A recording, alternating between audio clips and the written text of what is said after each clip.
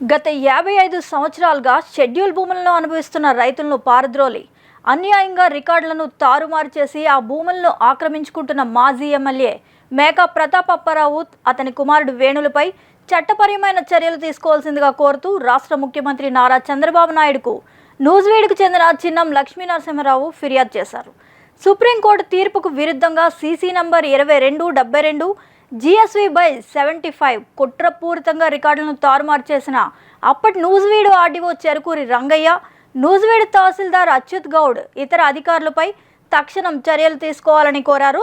వీరు చేసిన పనికి ముగ్గురు చిన్నకారు రైతులు కూడా ఆత్మహత్యకు పాల్పడిన సంఘటన చోటు చేసుకుందని వాపోయారు. సెక్షన్ 145 కూడా విధించి రికార్డులను తారుమారు చేసి భూములు లాక్కోవడంతో రైతులు ఆత్మహత్యకు పాల్పడ్డారు.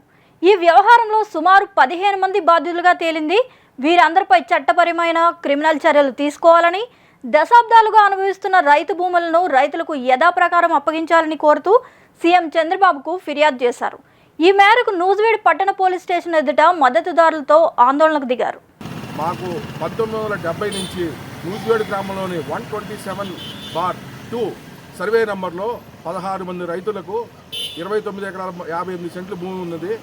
గత ప్రభుత్వంలో ఎమ్మెల్యే గారు అయినటువంటి ప్రతాప్ అప్పారావు గారు కన్నేసి మా భూములను లాక్కొనుటకు, కబ్జా చేయుటకు ఎంతో సకల ప్రయత్నాలు చేసి రెవెన్యూ వారి సహాయ సహకారంతో మా వద్ద ఉన్న రికార్డు 40 సంవత్సరాల నుంచి అన్ని హక్కుముక్తులతో కలిగిన రికార్డులను తారుమారు చేసి మా భూములు లాక్కొనుటకు వేరే వారి పేరు మీద మార్చి, ప్రతాప్ అప్పారావు చెల్లెలు అయిన మేకా శ్రవంతిదేవి పేరు మీద మార్చి మాపై అక్రమ కేసులు పెట్టి మమ్మల్ని చాలా ఇబ్బందులకు గురి చేశారు.